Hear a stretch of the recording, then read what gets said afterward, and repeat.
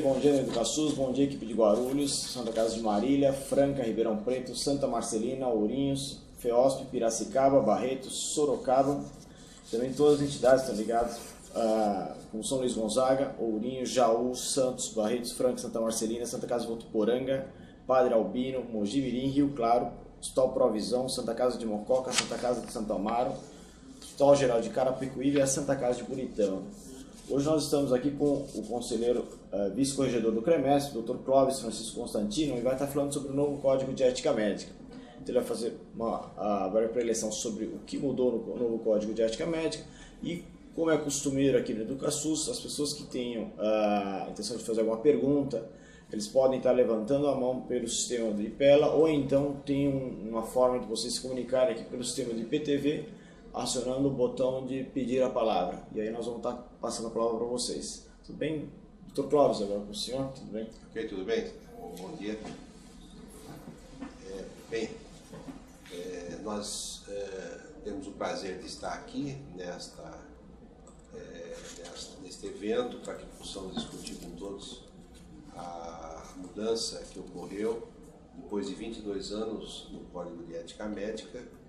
E nesse sentido nós vamos fazer uma apresentação muito breve de alguns pontos apenas para a introdução do assunto, porque em seguida o mais importante seria nós respondermos algumas dúvidas, as questões que surgirem e as reflexões sobre esse novo diploma legal, que é fruto de um trabalho que se iniciou no segundo semestre de 2007 no Conselho Federal de Medicina, e foi aberta aí uma consulta pública que durou 2 anos, onde nós recebemos lá em Brasília 2.575 sugestões para a alteração do Código de Ética Médica, que foram, obviamente, por uma comissão nacional selecionadas, e a partir daí foram organizadas conferências nacionais com representantes de todo o país,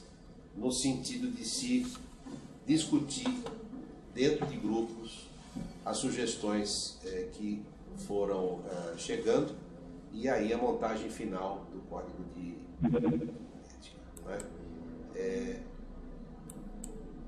Nós devemos apresentar este histórico rapidamente, que os códigos de ética médica tiveram essa evolução histórica, não é? No século XIX, os códigos nosso Código de Ética Médica não era nosso, era uma tradução da Associação Médica Americana para o português, que foi feito em Salvador, o local onde havia a primeira faculdade de medicina do país. Pois nessa sequência histórica aqui, nós tivemos todos esses códigos de ética médica brasileiros, não é?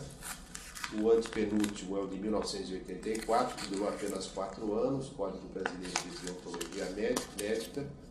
E em 1988, no mesmo ano que foi promulgada a Constituição da República nossa aqui, após a saída do regime de exceção, foi também promulgado um novo Código de Ética Médica. Um Código de Ética Médica bastante voltado à cidadania, como a Constituição brasileira, e feito de uma forma bastante avançada. Por isso ele durou 22 anos. Não é?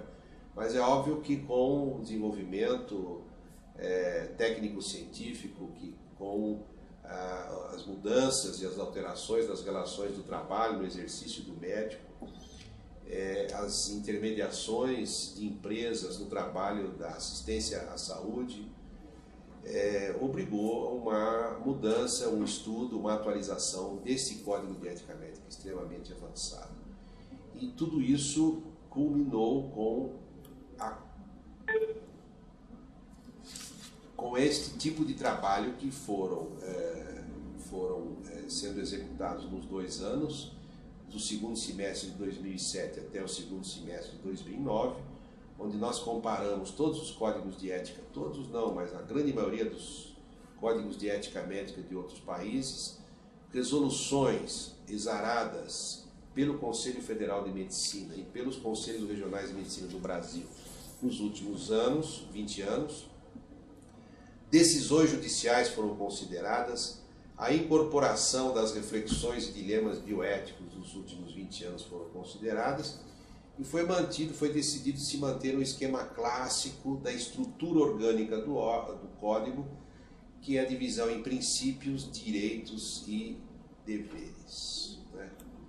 A partir daí, nós exemplificamos então algumas atualizações de códigos em alguns países importantes aqui. Canadá teve o seu código atualizado em 2004, Portugal em 2008, Espanha em 2003, Itália em 2006, Peru em 2007, Chile em 2008, Europa Unida em 2002. Vocês veem aqui que nesse século XXI, os códigos de ética médica estão sendo reformulados, estão sendo atualizados, estão sendo revisados para que possam incorporar os avanços na assistência médica ocorridos no final do século XX, né? E nós não poderíamos, tendo um código de ética médica extremamente avançado, como era o de 88 brasileiro, deixar de atualizá-lo para que ele não perdesse sua alma, o seu potencial. E tudo culminou nesta reunião aqui na cidade de São Paulo mesmo, né? Num sábado, dia 29 de agosto de 2009, a 4ª Conferência Nacional de Ética Médica, onde se reuniram 400 delegados do Brasil todo, representantes dos médicos, representantes do Judiciário, do Ministério Público, representantes do direito em geral, religiosos e representantes de organizações não governamentais que estavam trabalhando nisso, e esses delegados ficaram reunidos durante uma semana em São Paulo, e aqui no sábado, dia 29 de agosto, foi aprovado o novo texto, que depois foi homologado em Brasília, no Conselho Federal de Medicina, em 17 de setembro, por meio de uma resolução. É assim que o Conselho Federal trabalha, ele edita legislação específica, são as chamadas resoluções CFM, e ele entrou em vigor 6 meses após, que foi 13 de abril de 2010, portanto, há alguns dias atrás, não é? Vamos voltar aqui. Esse novo código, o código de 88, ele tinha 145 dispositivos, 145 artigos. Este novo código ele tem 163 dispositivos, portanto é um código um pouco mais extenso, e ele é composto por um preâmbulo que introduz o código, com 6 incisos, 25 incisos de princípios fundamentais, que é o que nós chamamos de ética de máximos, quer dizer, é o máximo que o profissional da medicina deve procurar atingir, deve ter em vista no seu horizonte. São conceitos filosóficos e éticos de virtuosismo, não é? 10 incisos de normas diciológicas, são os direitos, e 118 artigos de deveres, né? Normas deontológicas, que é aquele mínimo, esses 118 artigos aqui, contém o mínimo que o médico deve observar no exercício da profissão. Princípios é uma ética de máximos, e artigos de normas deontológicas é uma ética de mínimos, é o mínimo que nós devemos fazer para exercermos a nossa profissão de forma ética. E tem também disposições gerais aí, com 4 incisos, não é? Essa reforma foi muito importante, porque nos 20 anos que separou este código atual de 88, foram assimilados aprimoramento do exercício da autonomia dos pacientes, dando uma ênfase muito grande à autodeterminação dos nossos pacientes, também a autonomia dos médicos, né? Foi dada uma ênfase maior à nossa própria autonomia, em contraponto com a autonomia do paciente, abuso da publicidade inescrupulosa, o melhor uso da tecnociência que se desenvolveu tanto nessas décadas, incorporou conflitos de interesse, normas deontológicas relacionadas a conflitos de interesse no exercício profissional, no que diz respeito ao envolvimento de médicos, a indústria relacionada com a assistência médica, além de ter incorporado a cidadania, tanto nossa, de médicos, como de pacientes. Somos todos cidadãos, portanto, direitos de cidadania estão incorporados a esse Código de Ética Médica no que diz respeito a nós médicos e aos nossos pacientes, com direitos e deveres constitucionais. Então foram 2 anos de trabalho com intensa reflexão bioética, sempre tendo como norte a perseguição de valores voltados à realização do ideal de vida humana, tão presente ao longo dos séculos na relação médico-paciente. 2.600 anos na nossa relação médico-paciente, tudo isso presente nos médicos. Nós fizemos questão de deixar cada vez mais enfático esse conjunto de conceitos. E expressões que não existiam no Código de Ética de 88, que terminou agora dia 12 de abril, foram incorporadas. Vejam, ecossistema, remuneração digna e justa, meios cientificamente reconhecidos, aqui é a questão das evidências, responsabilidade do médico em caráter pessoal e nunca presumida em função da existência entre o Código da promulgação, entre o Código de 88 atual, do Código de Defesa do Consumidor, onde muitos representantes da esfera jurídica tentaram colocar a responsabilidade do médico como presumida, como quaisquer outros fornecedores de serviços, e isto já tem jurisprudência dizendo que não é assim, e nós colocamos isto no Código de Ética Médica. Intervenções sobre o genoma humano, telemedicina, cuidados paliativos, obstinação terapêutica, exercício mercantilista da medicina, oferta de serviços profissionais como prêmios em concurso, por incrível que pareça, isso ocorreu nos últimos 20 anos, vínculo com consórcio, prontuário legível, consentimento livre e esclarecido, assentimento livre e esclarecido em paciente menor de idade, uso de placebo em experimentos, indústria de medicamentos, órteses, próteses, equipamentos e implantes, dignidade e privacidade do paciente, sujeito da prática de docência. Isso não existia no Código Antigo. Então tudo isso foi incorporado no novo diploma que entrou em vigor dia 13 de abril. Não é? Então ele é dividido organicamente em 14 capítulos. Não é? Então aqui bem delineados, preâmbulo, princípios fundamentais, direitos dos médicos, responsabilidade profissional, direitos humanos, relação com o paciente e familiares, doação e transplante de órgãos e tecidos, relação entre médicos, remuneração, sigilo, auditoria e perícia, ensino e pesquisa, publicidade médica e disposições gerais. De forma que essa é a divisão orgânica do Código nesses 14 capítulos, contendo aqueles 163 dispositivos que eu disse no início. A modificação já começa no primeiro inciso do preâmbulo. Não é? O presente Código de Ética Médica contém as normas que devem ser seguidas pelos médicos no exercício de sua profissão, e no Código de 88 parava aproximadamente aqui, não é? E agora foi colocado, inclusive no exercício de atividades relativas ao ensino, à pesquisa, à administração de serviços de saúde, bem como no exercício de quaisquer outras atividades em que se utilize o conhecimento advindo do estudo da medicina.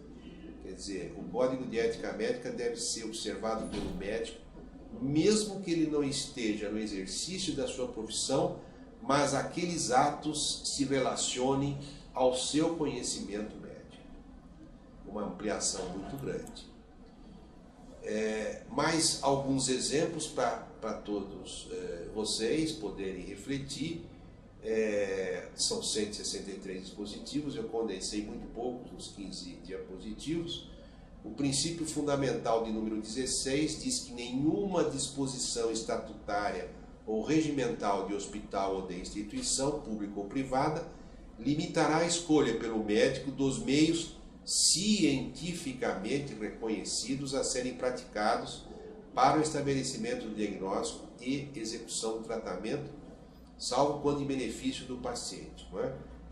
Este salvo quando em benefício do paciente está muito presente ainda nesse Código de 2010.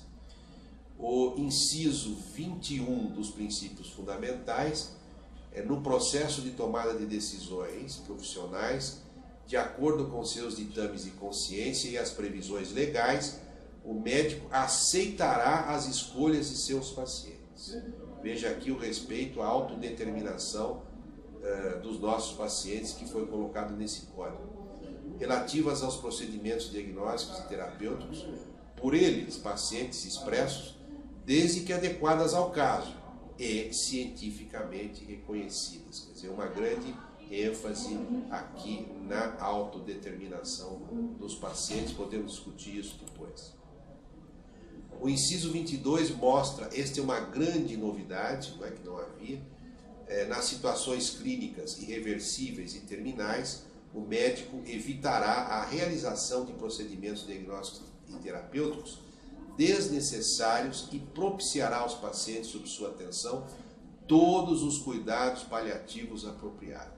Não é?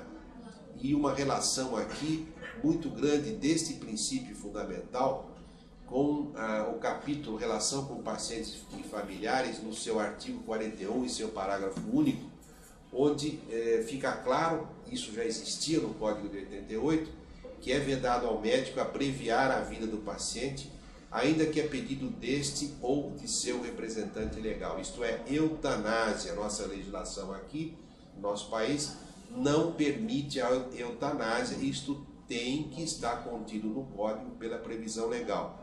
Não é permitido a eutanásia no nosso país. Contudo, nos casos de doença incurável e terminal, deve o médico oferecer todos os cuidados paliativos disponíveis, sem empreender ações diagnósticas ou terapêuticas inúteis ou obstinadas, levando sempre em consideração a vontade expressa do paciente ou, na sua impossibilidade, a de seu representante legal. Se no caput do artigo nós deixamos claro que não é possível executar a eutanásia, porque inclusive não houve um debate aberto na população, da cidadania do nosso país, por outro lado, nós deixamos claro aos médicos brasileiros que é absolutamente ético e desejável, chega a ser um imperativo ético, a ortotanásia, que é permitir que o paciente, numa situação dessa, tenha uma morte digna, tenha um processo de morte digna, sem ser invadido pela tecnologia que só prolonga o sofrimento e posterga a morte, que é inexorável. Então, aquisição muito importante do Código de Ética Médica. Aqui alguns exemplos no capítulo de responsabilidade profissional, para introduzirmos a discussão. É vedado ao médico deixar de comparecer a plantão em horário pré-estabelecido ou abandoná-lo sem a presença de substituto, salvo por justo impedimento. Isso, obviamente, já existia no Código de 1988, mas foi introduzido esse parágrafo único que é: na ausência do médico plantonista substituto, a direção técnica do estabelecimento de saúde é que deve providenciar a substituição. Porque o que ocorria é que o médico não tinha o seu substituto presente, além de ter que ficar no plantão depois de 12, 24 horas, cabia a ele ainda a tarefa de procurar alguém para substituí-lo. Essa tarefa passou a ser do diretor técnico. É óbvio que o médico continua no plantão até a chegada do substituto. Mais um exemplo aqui, novo, que não ocorria no Código de 88, nós não podemos intervir sobre o genoma humano, pela evolução do genoma, do estudo do genoma que ocorreram nesses anos. Nós não podemos intervir no genoma humano visando a sua modificação, exceto na terapia gênica. Deixando claro aqui, excluindo-se quaisquer ações em células germinativas que resulte da modificação genética da descendência. Como isto hoje é possível, era preciso estar no Código de Ética Médica esta vedação. Aqui a questão colocada neste exemplo relacionado ao artigo 22, capítulo Direitos Humanos, nós não podemos deixar de obter consentimento do paciente ou de seu representante legal após esclarecê-lo sobre o procedimento a ser realizado, salvo em caso de risco iminente de morte. Salvo em caso de risco iminente de morte, o indivíduo que está numa situação de emergência, presumidamente consentiria que fosse tratado e reanimado. Mas em situações eletivas, em situações programadas, nós temos que obter o consentimento dos nossos pacientes para todos os nossos atos. Eu quero deixar claro aqui, e isso poderá estar incluído no debate, que consentimento do paciente para procedimentos, para execuções de práticas médicas, não significa o preenchimento e assinatura de um termo específico. Significa registro em prontuário e que esse paciente foi esclarecido do que deve ser feito com ele, e isso deverá estar registrado no prontuário, que será isto sim o seu consentimento. Aliás, o preenchimento de papéis padrão, modelos, chega a ser contraindicado, uma vez que documentos preenchidos com uma grande ou enorme frequência significa que nenhuma explicação foi dada e tal explicação foi substituída por um papel. Também aqui um outro exemplo na relação entre médicos, é um outro capítulo, que nós não podemos usar de nossa posição hierárquica para impedir, por motivo de crença religiosa, convicção filosófica, política, interesse econômico ou qualquer outro interesse, que não seja técnico, científico ou ético. Nós não podemos impedir que as instalações e os demais recursos das instituições, sob nossa direção, sejam utilizados por outros médicos no exercício da profissão, particularmente se forem os únicos existentes no local. Não é?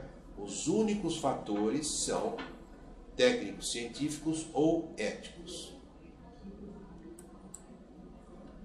Em relação aos documentos médicos, nós introduzimos um detalhamento no que diz respeito ao prontuário do paciente.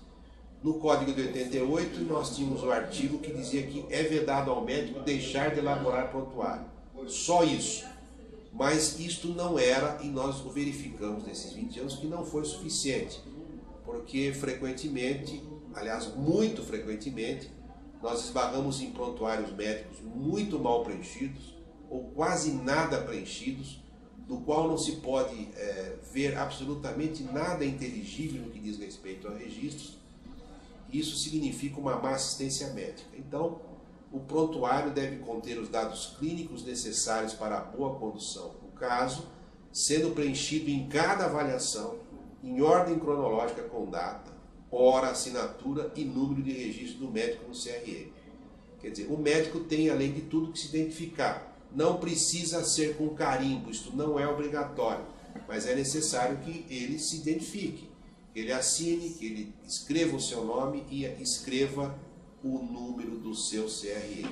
Né? E o prontuário ele fica sob a guarda do médico, se for no consultório dele, ou na instituição, se for a instituição que ele trabalha. Né? Uma inovação também deste novo código é no capítulo de auditoria e perícia médica, onde é vedado ao médico realizar exames de corpo de delito em seres humanos no interior de presídios ou dependências de delegacias de polícia, unidades militares, casas de detenção e presídios. Isso não é um ambiente para exame médico. E está ocorrendo muito esse tipo de procedimento que é feito ao médico, onde ele, em condições absolutamente inseguras e inadequadas, é obrigado a fazer esses exames, o que não é bom nem para ele, há um risco, não é bom nem para o indivíduo que está sob a custódia do Estado, uma vez que não é possível fazer o exame adequado nessas condições. Não é? Aqui mais uma novidade, no capítulo Ensino e Pesquisa Médica, é vedado a nós médicos praticarmos a medicina no exercício da docência sem o consentimento do paciente ou de seu representante legal, sem zelar por sua dignidade e privacidade, ou discriminando aqueles que negarem esse consentimento solicitado. É muito comum, e nós temos visto nas instituições de ensino, as equipes com os professores, preceptores, assistentes, residentes, alunos, chegarem na beira do leito, começarem a discutir aquele caso, examinarem o paciente sem sequer trocarem algum tipo de diálogo com ele, e isto realmente é um grande desrespeito a quem já está frágil e numa instituição de ensino. Então, o espírito desse artigo é que a cada vez, logo na entrada do paciente, ele deve ser avisado que este é um hospital escola, este é um hospital de ensino, e ele deverá ser comunicado quando houver a presença de aprimorandos, estudantes, residentes, enfim. E, obviamente, ele deve concordar ou não com isso, e se não concordar, não deve ser discriminado. A experiência que a gente tem observando esse tipo de comportamento, principalmente no primeiro mundo, não tanto nos países anglo-saxônicos, mas nos países latinos, é que em quase 100% das vezes os pacientes não se incomodam de terem o seu problema discutido no sentido do aprimoramento de novos praticantes da medicina. E eu queria agradecer a atenção de todos e estou absolutamente à disposição para os debates. Queria agradecer ao Dr. Clóvis Francisco Constantino, que é conselheiro aqui no Conselho Regional de Medicina de São Paulo. Ele fez um sumário, acho bem interessante, das principais mudanças do novo Código de Ética, e nós vamos estar abrindo agora para uma discussão por videoconferência, para que vocês dão a sua opinião sobre o novo Código de Ética e tirem as suas dúvidas aqui, frente a uma pessoa que contribuiu muito para a mudança do Código de Ética e também que trouxe toda essa nova informação para todos nós. Quer participar Sorocaba, doutor Aristides? Bom dia, Sorocaba. Bom dia, Sadal. Bom dia, doutor Clóvis. Obrigado pela brilhante exposição. Há muitas dúvidas quanto ao Código de Ética, principalmente em relação ao diretor técnico. Parece que houve um aumento das responsabilidades do diretor técnico. Mas, entre outras tantas perguntas que nós poderíamos fazer, e aqui temos várias perguntas, e vários profissionais unidos, não da medicina somente, mas as testemunhas de Jeová, como eu sou hemoterapeuta aqui do hospital, diretor técnico, hemoterapeuta e faço parte da hematologia também, com o comportamento em relação às testemunhas de Jeová, em que eles não permitem o uso do sangue e apresentam uma série de prerrogativas legais que dão-lhe o direito de não utilizar o sangue humano. Com relação também a uma direção técnica, parece que ela ficou um pouco mais investida de poder, no sentido de procurar plantonistas e, quem sabe, de encaminhar alguma punição que provavelmente possa existir no hospital. Gostaria que o senhor explicasse sobre esse aspecto, principalmente em relação ao corpo clínico e às enfermeiras. Elas fazem parte desse grupo de direção, como é que fica? Muito obrigado, essas são as perguntas. Bem, eu gostaria bastante de agradecer as perguntas. As prerrogativas dos diretores técnicos são muito bem estabelecidas já em legislação muito antigas e já estão bem detalhadas e normatizadas em inúmeras resoluções do Conselho Federal de Medicina ao longo desses anos e dizem respeito à sua responsabilidade global em relação à instituição de assistência à saúde, envolvendo inclusive os outros profissionais. A direção técnica é uma direção que envolve o todo e a globalidade da instituição, envolvendo inclusive todos os profissionais de saúde que ali trabalham. É uma responsabilidade técnica, é uma responsabilidade absolutamente voltada à administração e também à vigilância ética desta instituição. Né? É um trabalho extremamente abrangente, de grande poder de ação, mas também, obviamente, de grande responsabilidade. Na questão relacionada aos testemunhas de Jeová, aos que são adeptos desta religião, que professam esta religião, existem consensos internacionais e também são, aqui no nosso país bastante claros, não é? Em relação às crianças é indiscutível, não é? É indiscutível, não só do ponto de vista ético, e isto nós conseguimos equacionar reunindo médicos de inúmeras especialidades, inclusive bioeticistas, durante muitos anos, reunindo os representantes da esfera jurídica, e isto não é só no Brasil, no mundo todo, de uma forma geral. A criança realmente tem a prerrogativa de ser tratada independente das crenças religiosas de seus pais, né? Pelo simples fato de que nós não sabemos se esta criança no futuro teria concordado em não ser tratada, porque obviamente nós não sabemos, nem os próprios pais, se elas professarão das mesmas crenças religiosas. Então, com a criança não se discute. Havendo necessidade, nós devemos tratá-la com aquilo que for cientificamente recomendado para aquele caso, inclusive com transfusões, e, se necessário, nós nos cobrimos com a proteção jurídica e executamos aquilo que é necessário para esta criança. No que diz respeito aos adultos capazes que têm esta crença, esta religião, em princípio nós temos que observar aquele desejo destas pessoas, não é?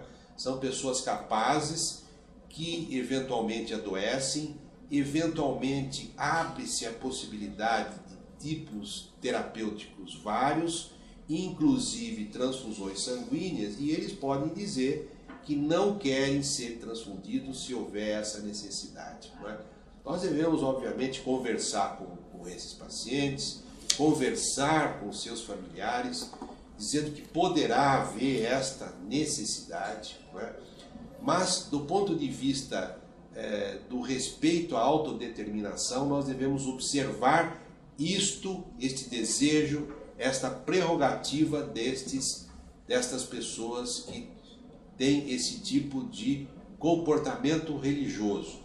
Contudo, o médico também tem a sua autodeterminação, quer dizer, se ele estiver diante de uma situação onde ele avalia que há necessidade, pelas evidências que se tem em relação ao caso, de se fazer uma transfusão e o paciente não aceita, nós devemos, por uma questão muito bem definida chamada objeção de consciência, passarmos o caso para um colega que aceite esse tipo de comportamento, não é?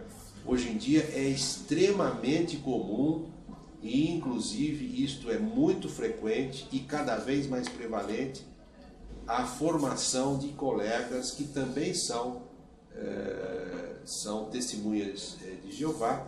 Então, nós temos que respeitar a autonomia dos pacientes, mas também a autonomia dos médicos. Espero ter respondido. Doutor Aricito, Sorocaba, tudo bem? Alguma outra pergunta? Foi esclarecedora. Foi esclarecedora em relação ao testemunho de Jeová, do respeito frente ao novo Código de Ética Médica, em que o paciente, obviamente, ele tem um pouco mais de liberdade nesse sentido, de aceitar ou não aceitar. Mas gostamos da resposta, agradecemos e vamos, quem sabe, aprimorar nossos conhecimentos, o interrelacionamento aqui no hospital, segundo os novos ditames do Código de Ética Médica. Muito obrigado, senhor Clóvis. Então, o novo Código de Ética ela veio adaptar uma sociedade que também vem mudando. Perfeito. E o senhor que vivenciou a mudança do novo Código de Ética Médica, como foi, dentro do próprio CERMESP, do Conselho Federal de Medicina, essa mudança? Eu acho que houve uma resistência para mudanças também, mas como foi essa discussão lá dentro? As discussões duraram 2 anos, não é? Dentro do Conselho Federal de Medicina e dentro de todos os conselhos regionais do Brasil todo, não é? nós recebemos aquelas quase 3 milhares de sugestões no Brasil inteiro, onde havia situações agudas nessas sugestões, que não diziam respeito a um consenso do ponto de vista bioético, do ponto de vista do respeito à legislação brasileira, do ponto de vista da incorporação do conhecimento científico, do ponto de vista das relações funcionais do médico no que diz respeito à sua questão de remuneração, etc. e tal. Então, realmente surgiram debates das mais variadas ordens nesse sentido, não é? Essa questão da autonomia dos pacientes adultos capazes é sempre uma questão muito polêmica, não é? Mas nós temos que entender cada vez mais que os indivíduos são cidadãos e têm direito de decidir sobre o seu próprio corpo, não é? Então foram muitas as questões polêmicas. Queria passar também para a Santa Casa de Santa Fé do Sul, que é a AME, Santa Fé do Sul. Então, faça sua pergunta.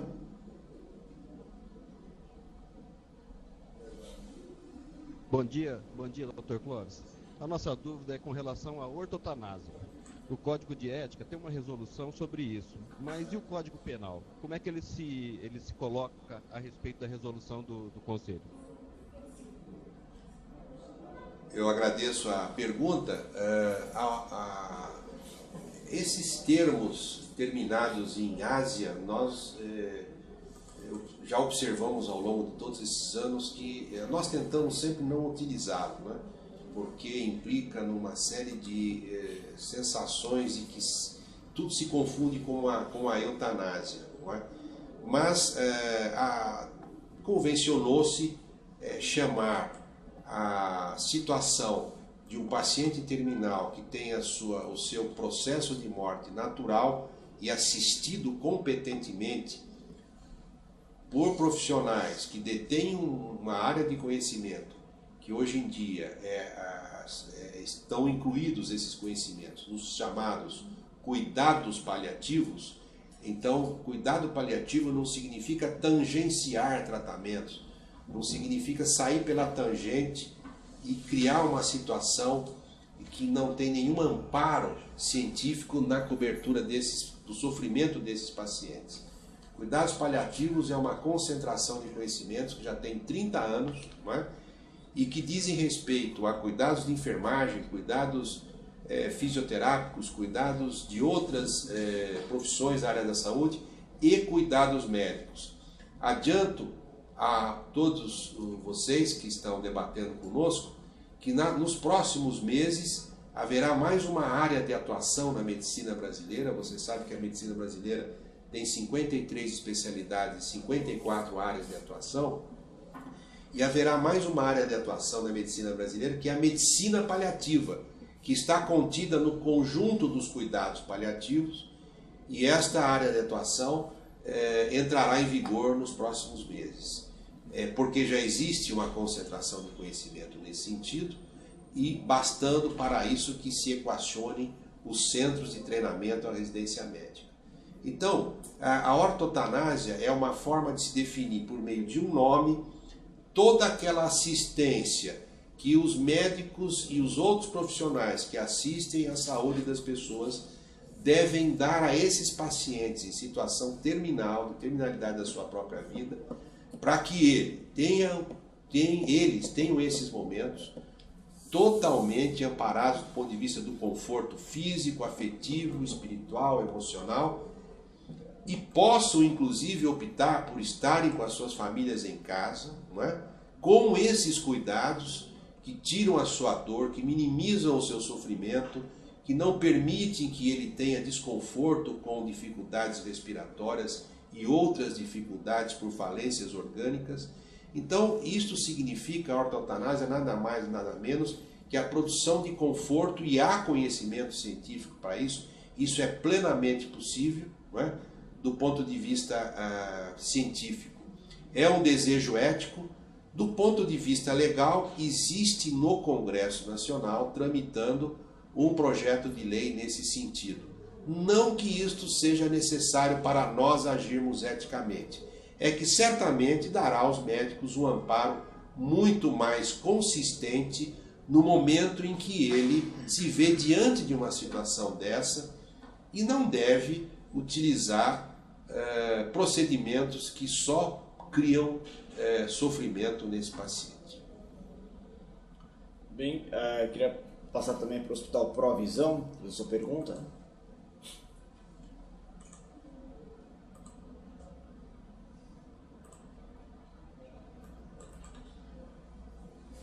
Bom dia, pessoal do Hospital Provisão. Você solicitar a palavra, eu faço a sua pergunta. Tá falando? Provisão. Hospital Provisão, pediu a palavra. Ou a Santa Casa de Votuporanga.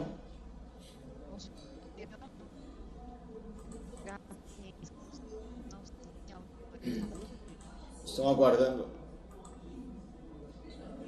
Vou passar para Barretos, doutora Vanessa Barretos. Bom dia. Bom dia, doutor Sadal. Eu queria dizer que é um prazer ouvir o doutor Clóvis. E eu gostaria de fazer uma pergunta acerca de a divulgação de uma imagem distorcida do médico nos meios de comunicação. Em uma rede de comunicação de grande penetração nacional está sendo veiculada numa novela uma história de um médico que presta atendimento a um indivíduo que sofreu um ferimento por arma de fogo, num ambiente completamente inadequado, que é uma favela, e eu não sei se o senhor já teve a oportunidade de assistir, no exercício do ato médico, esse personagem inclusive faz uso de bebida alcoólica e comenta coisas que são absolutamente inadequadas aí para o nobre exercício da nossa profissão. Então eu fico muito curiosa qual que seria a opinião do conselho, do senhor como conselheiro, e quais atitudes o conselho tomou eventualmente com relação a isso. Eu agradeço a pergunta. Em todas as profissões existem os membros das corporações que não se cercam dos melhores escrúpulos, não é? Ou, ao contrário, se cercam dos piores comportamentos e não se encaixam no todo, que deve respeitar uma série de prerrogativas de comportamento e também éticos e também científicas no exercício da sua profissão. Então, em todas as profissões existem estes maus exemplos, não é? Esta situação ocorrida e que foi exemplificado pela nossa colega realmente nos causou bastante espécie em função do fato de que o público, ao ver aquilo, poderia generalizar. É evidente que isso foi debatido no Conselho, mas desta feita foi decidido que, em função de uma série de considerações feitas lá dentro, não se tomaria nenhuma atitude.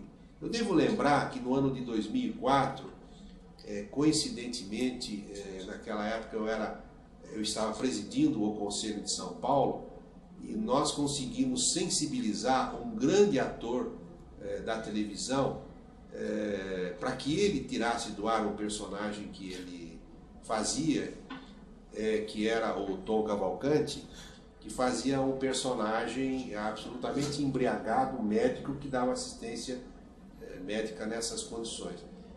Nós não entramos, obviamente, na justiça, porque a comunicação é livre no nosso país, nós não gostamos de censura, nós fugimos da censura, mas nós devemos ter a clareza de alertar as pessoas que aquilo que está sendo veiculado pode ser prejudicial à população, principalmente, e à imagem de uma corporação.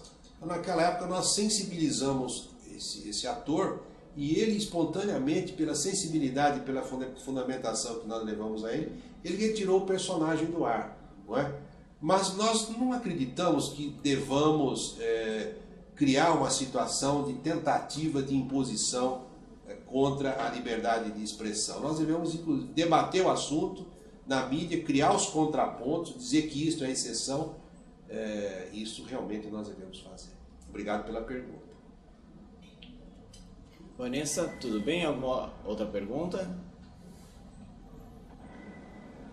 Dr. Sadal, é só isso. Eu agradeço a participação do Dr. Clóvis. Obrigada. Quero passar também para a Santa Casa de Piracicaba. Bom dia, equipe de Piracicaba. Alguma pergunta para o Dr. Clóvis? Bom dia, Sadal. Bom dia, Dr. Clóvis. Eu sou o Dr. Rui, diretor técnico da instituição, e eu gostaria de fazer duas perguntas. Uma, na realidade, vou transformar a pergunta em tentativa de melhor entendimento por parte da explicação que o senhor possa nos dar quanto ao, acho que é o artigo 19, que seria a substituição do plantonista quando da ausência dele, em função de que nós, na prática, temos várias situações. Eventualmente, possamos ter um colega que, no momento do seu plantão, ele, próximo da troca de plantão, ele tem algum imprevisto em que ele não possa estar presente. Então, gostaria que o senhor pudesse nos explicar como conduzir se o colega que está presente, eventualmente, não pode permanecer até a troca de plantão. Ou, no caso dele faltar ao plantão, como a melhor justificativa de resolver o problema, quando hoje nós temos grande dificuldade de encontrar plantonistas para pronto atendimento ou pronto-socorro, e principalmente em algumas áreas, por exemplo, como pediatria.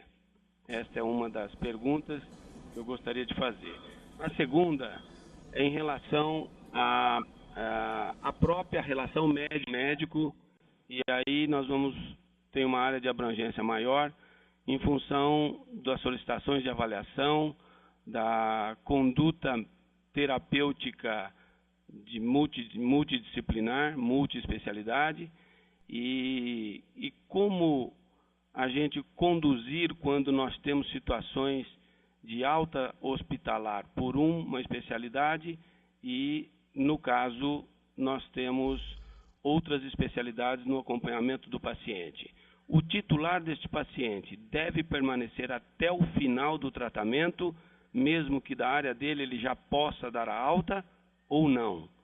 E também, complementando essa pergunta, quanto ao prontuário eletrônico, qual é a visão do Conselho em relação à implantação imediata do prontuário eletrônico em função de letra legível, para que possamos evitar via de acesso, miligramagem, algumas coisas que possam ser de entendimento errôneo.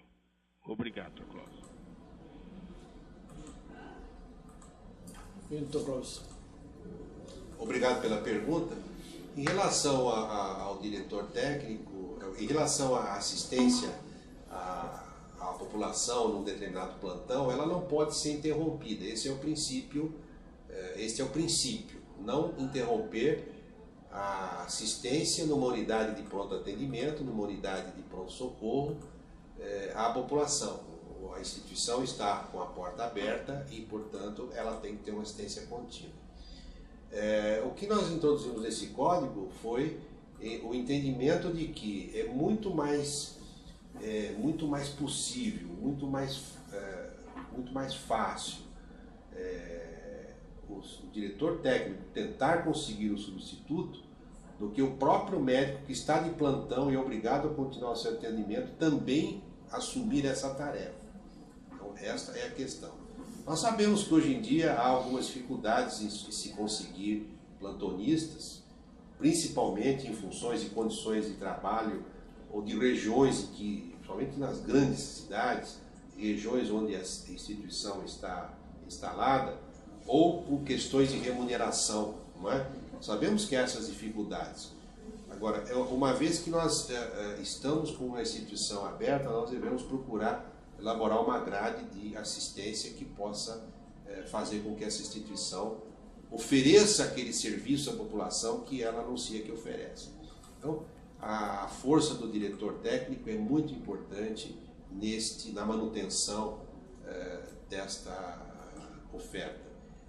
A segunda questão era relacionada à alta hospitalar, quando há várias equipes de especialistas cuidando de um determinado paciente. É evidente que a questão alta de uma instituição significa que este paciente está liberado do tratamento institucional para continuar um tratamento de segmento de forma ambulatorial, não é? Se várias equipes estão cuidando do mesmo paciente e uma delas já verifica a possibilidade desse paciente não precisar mais dos cuidados hospitalares dessa especialidade, esta equipe dará a alta desta especialidade, o que não significa que esse paciente está com alta da instituição. Então, as outras equipes continuam acompanhando até a alta hospitalar. E, obviamente, se esse profissional, se essa equipe de uma determinada especialidade que deu alta for chamada para alguma intercorrência imprevisível, ela deve retornar e fazer esse atendimento. Mas do ponto de vista da alta dessa especialidade, da instituição, a alta está dada, né? A outra pergunta referia-se... Dr. Rui, Piracicaba, não sei se está respondendo as perguntas ou deixamos uma das perguntas. Prontuário eletrônico, Dr. Clóvis. Sim, pois não. Quanto à sua implantação e para termos não só agilidade, os cuidados serem mais precisos, é nesse sentido. O prontuário eletrônico é uma das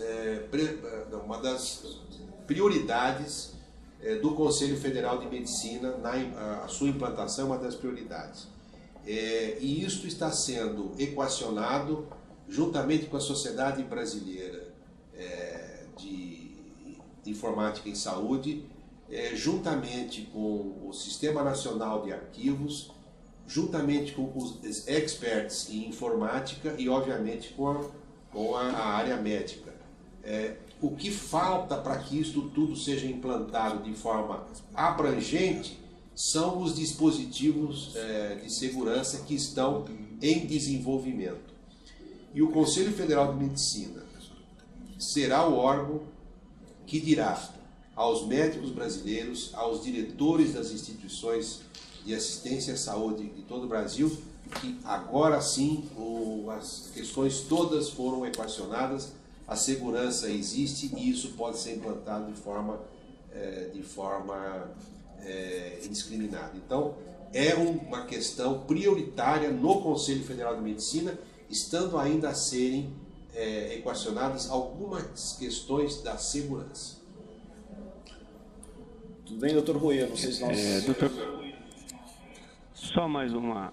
Nesse momento, então, a implantação, nós, vamos dizer assim, já disponibilizamos este serviço junto com os setores de informática, já oferecemos treinamento ao corpo clínico e, evidentemente, que é uma adesão mais lenta em função não só do aprendizado, do manejo do sistema, mas também por parte da disponibilidade dos médicos a estar realizando desta forma. No início, tomou mais de tempo. Agora, visto isto, a gente deve avançar ou recuar no processo? Deve-se avançar no processo porque os serviços, as instituições que estão implantando, estão aprendendo com a implantação e certamente serão importantes fontes do aprendizado e para que haja a normatização. E eu devo ser bem claro aqui que a normatização não é estanque, ela é dinâmica. Nós já temos 2 resoluções do Conselho Federal de Medicina que dizem respeito a isto, e isto em função da atualização e da evolução. Então, os projetos e os programas que estão em andamento devem continuar, e nós, quando eu falo em segurança relacionada ao sigilo dos pacientes, que é um dos pilares de sustentação da nossa profissão. Tudo bem, doutor Rui? Tudo bem. Obrigado, doutor Clóvis. Obrigado, Sadal. Obrigado, doutor Rui, pelas perguntas. Queria passar também na Santa Casa de Marília. Bom dia, equipe de Marília. Uma pergunta para o doutor Clóvis. dia. Bom dia a todos na rede do EducaSUS. Bom dia, doutor Sadal, doutor Clóvis. Hoje a gente tem uma sala heterogênea aqui em Marília. Temos colegas da Casa de Garça, que trabalham na área administrativa, outros que trabalham diretamente com os pacientes. Temos o Dr. Márcio, farmacêutico, representante da Secretaria de Saúde. Temos 5 colegas do 5º ano da Faculdade de Medicina da Universidade de Marília. Eu me chamo Benito, sou atualmente o presidente da Comissão de Ética da Santa Casa de Marília. Nós temos algumas perguntas, gostaria de pedir, por favor, para a senhora fazer. Bom dia, o nome é Maria Tereza, eu sou do faturamento da Santa Casa de Garça, e nós temos uma questão ilegível, porque normalmente os prontuários, a ficha de pronto atendimento dos médicos, plantonistas, às vezes são muito elegíveis. Então, nós gostaríamos de ver se existe alguma punição por meio administrativo para esses profissionais que não se adequarem a esse novo código de ética. Se eles não forem mais legíveis, não escreverem que sejam fácil a leitura, enfim, se vai haver alguma punição para eles diretamente. Obrigada. Posso responder? É uma pergunta. Não, bem, veja, aquilo que o Código de Ética prevê nos seus artigos, não nos incisos, nos seus artigos, pode significar, se não for observado pelo médico, uma sanção, como a senhora disse, uma punição, não é? Então, o artigo relacionado ao prontuário, eu não me lembro o número agora, mas foi um dos que eu apresentei, está incluído no rol dos 118 artigos. Portanto, é um artigo que, se não observado, e se isto ocasionar algum tipo de prejuízo ao paciente em questão, poderá significar, sim, uma sanção importante ao médico. Isto tem previsão legal no Código de Ética Médica e na legislação brasileira. Então, o médico tem que preencher adequadamente esse prontuário, porque significa um complemento indispensável do ato médico no sentido da atenção ao paciente. Não é possível que uma equipe que pegue o plantão, vai dar continuidade à assistência médica, não consiga ler o que a equipe anterior fez e, consequentemente, vai haver um prejuízo a esse paciente. Este médico poderá estar cometendo um ilícito ético que poderá redundar em sanções importantes para ele. Tudo bem, pessoal de Marília? Não sei se nós conseguimos responder as perguntas. Tem mais uma questão.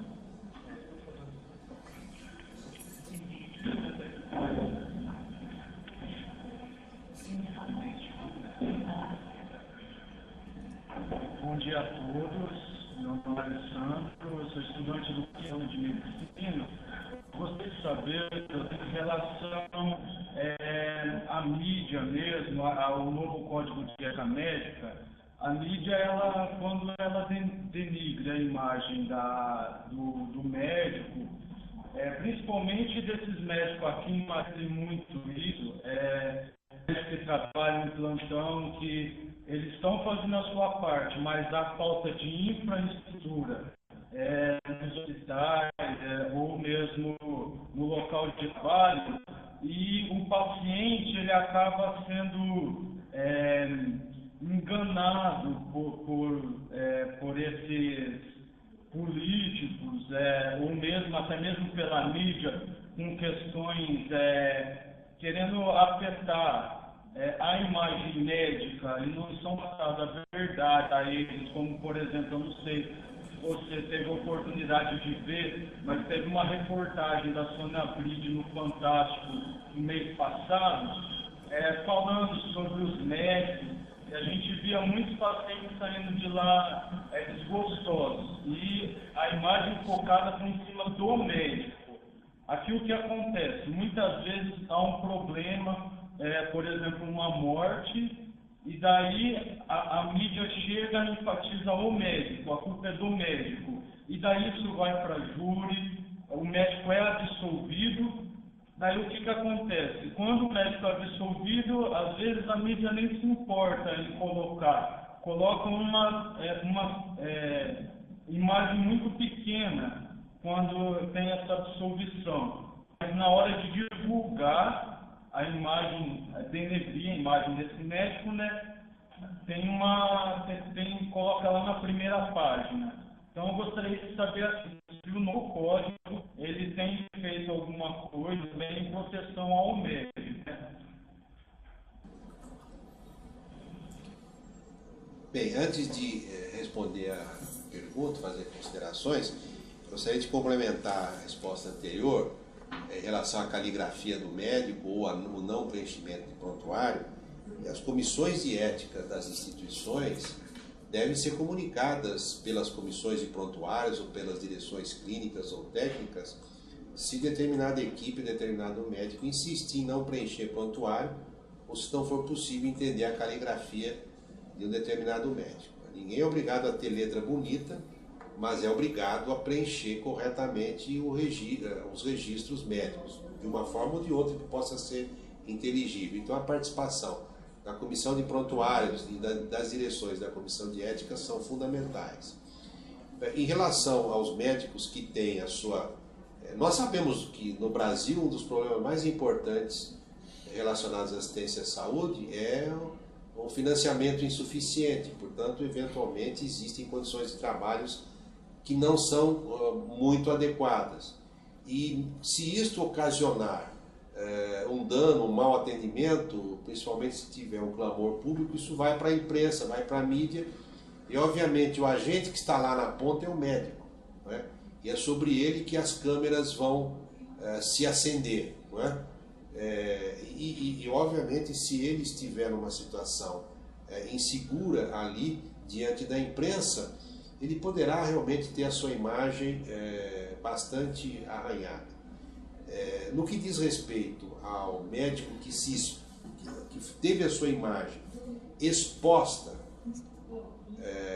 à opinião pública no sentido de degeneração, no sentido negativo, se for demonstrado que ele não tinha absolutamente nada a ver com aquilo que está sendo acusado, existe um dispositivo, né, no Código de Ética Médica, na legislação brasileira que diz respeito à assistência à saúde feita pelo médico, que é o desagravo público. Então, todos nós médicos brasileiros que nos sentirmos atingidos injustamente por uma acusação, por uma abordagem da imprensa sem fundamento, nós devemos requerer ao Conselho Regional o desagravo público. É claro que o Conselho Regional vai acolher o requerimento do desagravo e vai analisar essa situação de uma forma bastante calma, tranquila e que possa realmente ser conclusiva.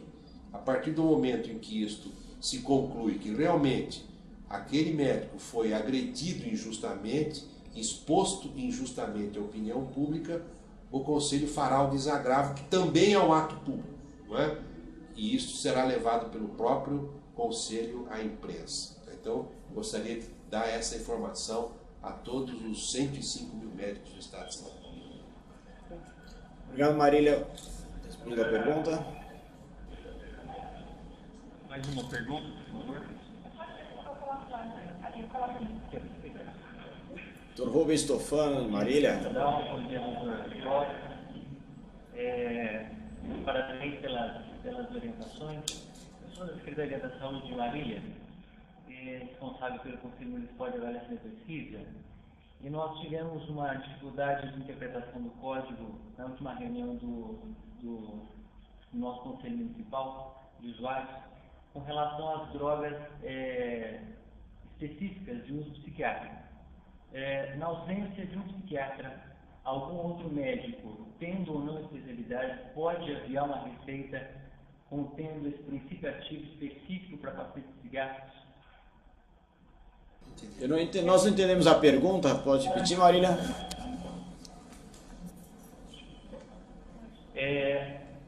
À medida medida em que nós temos uma demanda bastante grande de aviamento de receitas com princípios ativos para pacientes psiquiátricos, outros médicos que não são psiquiatras, especialistas na área, poderiam aviar, prescrever essa receita? Entendi. Bem, a legislação brasileira permite ao médico que ele execute todos os atos médicos independente da sua especialidade. Isso é muito perigoso, mas é o que diz a legislação brasileira. Quer dizer, eu que sou um pediatra tenho o direito legal de fazer uma neurocirurgia. Obviamente que o meu filtro ético não me permitirá que eu faça uma neurocirurgia, mas se eu quiser fazer, a legislação permite. Então, a mesma resposta refere-se à prescrição de um medicamento não dominado por um colega. Quer dizer, se um médico vai prescrever um medicamento do qual ele não domina as suas ações terapêuticas de forma correta, não domina o elenco de efeitos adversos, não domina o elenco de efeitos colaterais, certamente esse médico poderá estar sendo inescrupuloso. Então é preciso que o médico compreenda que ele tem limites. Não é? Esses limites são o exato limite do conhecimento seu dentro da sua área de atuação, da sua especialidade, da sua experiência. Isto no sentido da proteção do paciente. Se for somente para transcrever uma prescrição pela ausência de um psiquiatra, mas orientado pelo psiquiatra, não há problema nenhum, a legislação permite.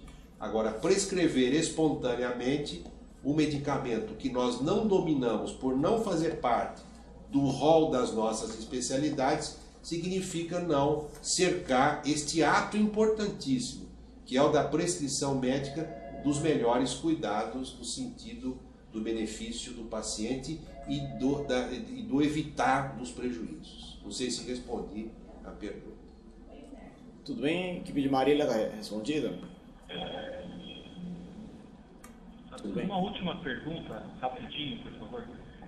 No caso, se eu entendi a explanação do Dr. Clóvis, o paciente que vai fazer um procedimento, por exemplo, um eletrocardiograma ou um raio-x, um pouquinho mais complexo, caso seja uma senhora grávida, por exemplo, ou um terceiro procedimento mais invasivo, por exemplo, uma química,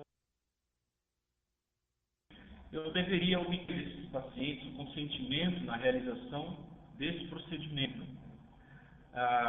Isso poderia ficar no âmbito verbal, teria que ser formalizado, né? No caso de ser formalizado apenas escrito, eu ou a secretária que fosse coletar esses dados e escrever, ou haveria um papel pronto, mas no caso do papel já estar pronto, ele não poderia sugerir aquilo de não ter sido explicado, ter sido apenas assinado. Como que é a visão nesses exames?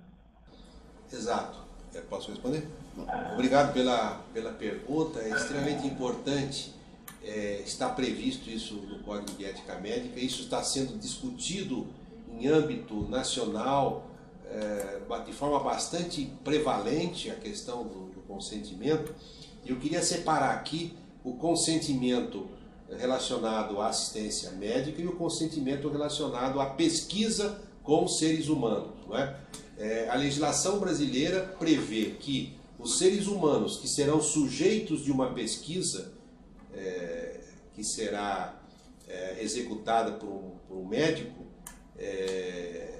deverá ser precedido de um consentimento livre e esclarecido, constante de um termo. Não é?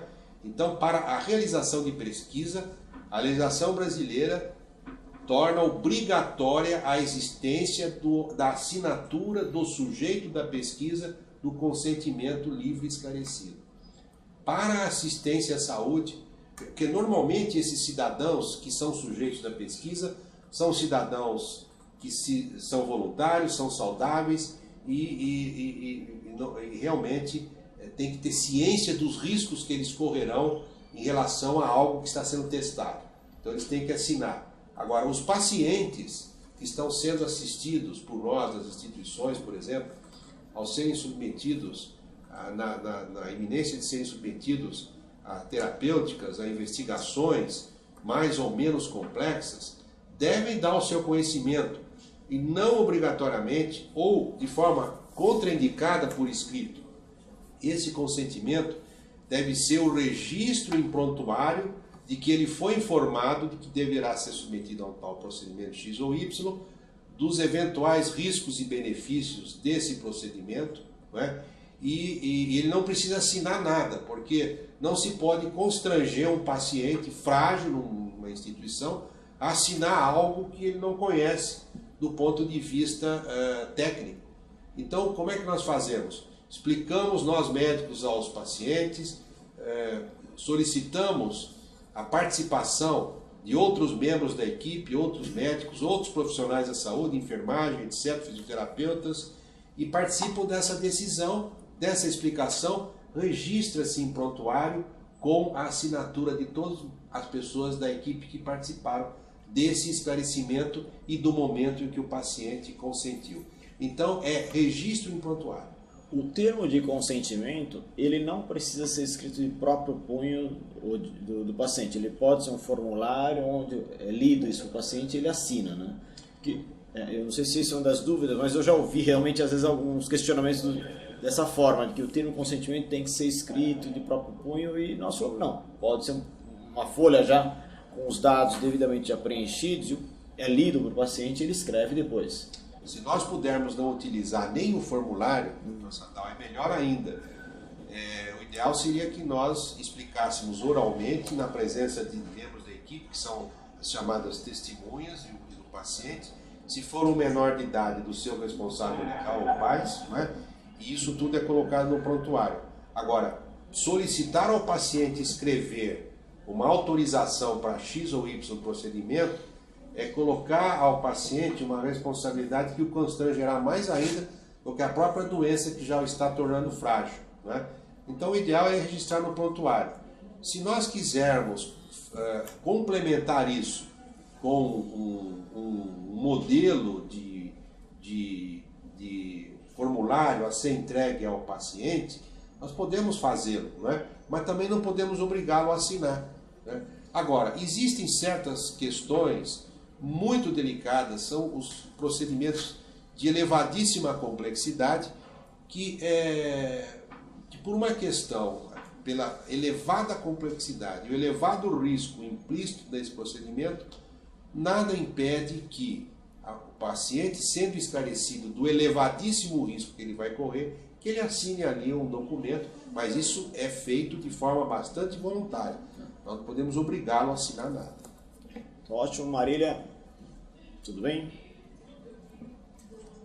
Tudo bem. Já passar para o Hospital Provisão. Fez a solicitação de uma pergunta. Hospital Provisão, por favor.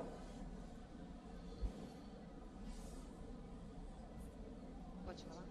Bom dia, bom dia. Meu nome é doutora Mônica, eu sou advogada aqui da cidade de São José dos Campos. Eu gostaria de saber o seguinte: a relação do médico, a relação de consumo dele diante agora do novo código terminou, tá?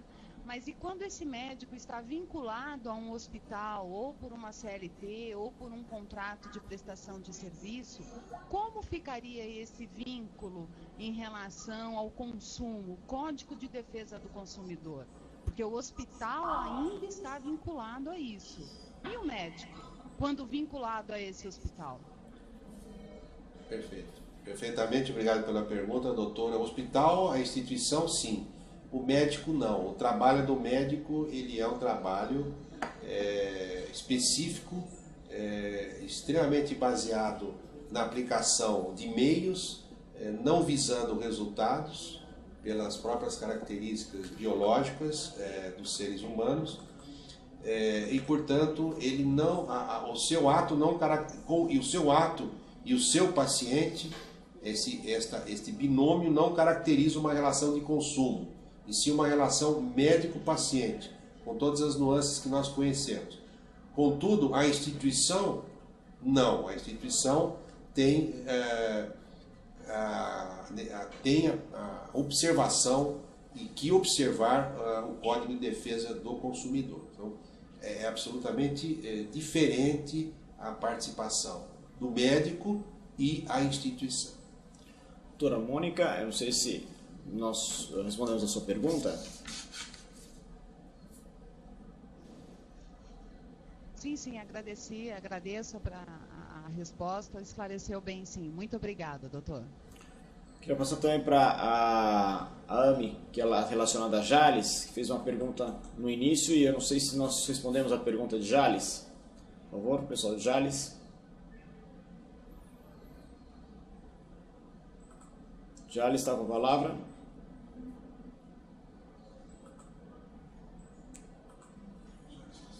Jales, Rio Claro, também que fez a solicitação de palavra. Rio Claro, uma pergunta. Jales, pode falar, Jales. Oi. Não solicitamos a palavra, não. Tá ótimo, obrigado, Jales.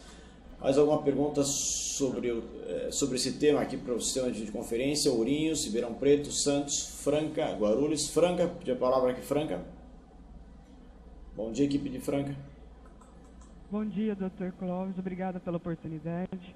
A respeito do artigo 41, nos casos de pacientes com morte encefálica e naqueles casos onde houve recusa de doação ou essa doação for inviável, qual o procedimento de manutenção dos equipamentos para esse paciente? Obrigada. Obrigado pela pergunta.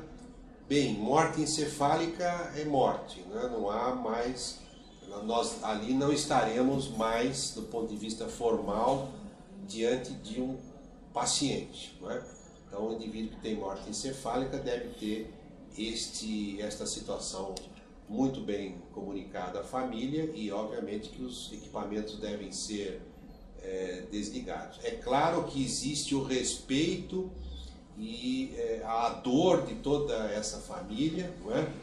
E se houver ainda alguns minutos, alguns momentos de algumas dúvidas, nada nos impede de protelarmos por alguns minutos, algumas horas aí, a desconexão com o equipamento. Mas esse é o princípio. O paciente com morte encefálica morreu. Trata-se de um cadáver, portanto, o procedimento a partir daí passa a ser relacionado a um cadáver. Não esquecendo da dor dos familiares e, obviamente, temos que ter a modulação e a flexibilidade das nossas ações. Ótimo, Franca. Obrigada. Temos mais uma pergunta, por favor. Bom dia. Meu nome é Ruth, eu sou assistente social. Gostaria de fazer uma pergunta a respeito da alta. Aqui no hospital nós temos um termo chamado termo de alta pedido, que os pacientes assinam quando se recusam a continuar internado, eles não querem mais o tratamento médico. Eu gostaria de saber se esse termo tem valor legal e, no caso, se for uma criança e os pais quiserem assinar esse termo, qual deve ser a postura do médico, da equipe em relação a isso? E se o médico deve entregar a receita médica, os procedimentos normais de alta? Obrigada. Muito obrigado pela pergunta. Bem, a alta a pedido significa... Pode continuar? Pode continuar. Alta a pedido. Alta a pedido significa uma alta por decisão não médica. Há uma vontade expressa pela autodeterminação do paciente em sair da instituição e consequentemente, ele estará ali correndo eventuais riscos desta conduta de autodeterminação. Então, um paciente adulto capaz tem direito a isso. É a mesma questão relacionada às testemunhas de Jeová. Tem direito de se recusar a ficar numa instituição, né? O paciente da instituição não está tutelado pelo Estado ou pela própria instituição. A tutela relativa. No que diz respeito às crianças, não. Isso está muito bem estabelecido, não é? inclusive por nós da Sociedade de Pediatria, desde o início desta década, onde, em consenso com serviço social, assistência médica, no que diz respeito aos experts em bioética, experts em pediatria, experts no judiciário relacionado aos menores de idade, as crianças cujos pais solicitarem alta a pedido terão direito a essa alta a pedido, desde que não esteja havendo a situação de exceções. Quais são as exceções? Que nós não podemos fornecer alta a pedido dos pais. É risco de morte desta criança, risco de perda de qualidade de vida, se ela sair de alta não médica, risco de perda de função de determinado órgão ou determinado sistema, e mesmo o risco de sofrimento por sair do hospital e eventualmente não puder ter algum tipo de abordagem terapêutica. Então, a criança não. Quer dizer, a criança poderá ter a alta pedida que os pais solicitarem, se não estiverem incluídas nessas 4 condições que eu coloquei. Isso está consensuado com o judiciário, e se realmente os pais quiserem se evadir com a criança e ela estiver incluída nessas 4 situações, nós devemos lançar a mão no judiciário, tomamos o poder familiar dela por algumas horas, alguns dias, até que essa criança possa estar numa situação de segurança para ir embora do hospital. Documento de alta a pedido não tem valor legal, quer dizer, o indivíduo pode assinar vários documentos de alta a pedido e que, se houver algum problema, a alta a pedido, consequente a alta a pedido, seja esse paciente criança ou adulto, esse documento não tem valor legal, o médico vai ser averiguado no devido processo legal. Mas é bom que ele assine isso, porque é um documento a mais da defesa do médico. Bem, pessoal de Franca, equipe de Franca, está respondida a pergunta? Sim, obrigada. Se não tiver mais nenhuma pergunta para ser feita aqui do Dr. Clóvis, nós vamos estar encerrando a sessão e convidando-os amanhã para, no dia 5 agora de maio, a apresentação do resultado de pesquisa em gestão de risco, que vai ser coordenado pelo vice-diretor médico Silvio Pesso, sobre acreditação. Tá bem? A FEOSP, que é uma pergunta por equipe da FEOSP. Bom dia, doutor Sadal. Bom dia, doutor Clóvis. Meu nome é Meire Guilarducci, eu sou superintendente do Hospital Provisão e hoje assistindo aqui a conferência no auditório da FEOSP. Então, a pergunta: a grade de médicos dos plantonistas era de responsabilidade do diretor clínico. Pela sua fala e pelo que está escrito no novo código, passa para a responsabilidade do diretor técnico, a sua totalidade ou apenas na ausência do plantonista? E uma outra pergunta é se houve alguma alteração no papel do diretor clínico e do diretor técnico, porque alguns hospitais, principalmente os de pequeno porte, acumula-se a função na mesma pessoa. Existe alguma indicação ao contrário? Permanece do mesmo jeito? Nós não estamos ouvindo as perguntas dos outros pontos. Então, se o senhor estiver me ouvindo bem, eu gostaria que na sua resposta fizesse uma fala anterior da pergunta, para que as pessoas possam, então, entender de forma mais objetiva. Muito obrigada, bom dia. Bem, eu agradeço mais esta pergunta. O dispositivo do novo Código de Ética Médica relacionado ao diretor técnico é bem específico, né? Que refere-se à busca de substituto para o plantonista que deverá sair do hospital após o término do seu horário. Então, esse é bem específico. O novo Código de Ética Médica não trouxe nenhuma alteração em relação às funções dos diretores clínicos e dos diretores técnicos. Não houve nenhuma mudança em relação às responsabilidades de cada um deles, que são bem estabelecidas. Não há alterações nesse sentido. O ideal é que não sejam a mesma pessoa, se não for possível, né? O ideal é que não sejam a mesma pessoa, porque é divisão de trabalho, e o diretor técnico tem muitas funções que inclusive não se relacionam à parte médica dentro da instituição, né? E não podemos nos esquecer que a direção clínica, o diretor clínico, é previsto em resolução, deve ser escolhido democraticamente pelo corpo clínico. Tudo bem? Pergunta da FEOSP? Vocês ouviram a resposta?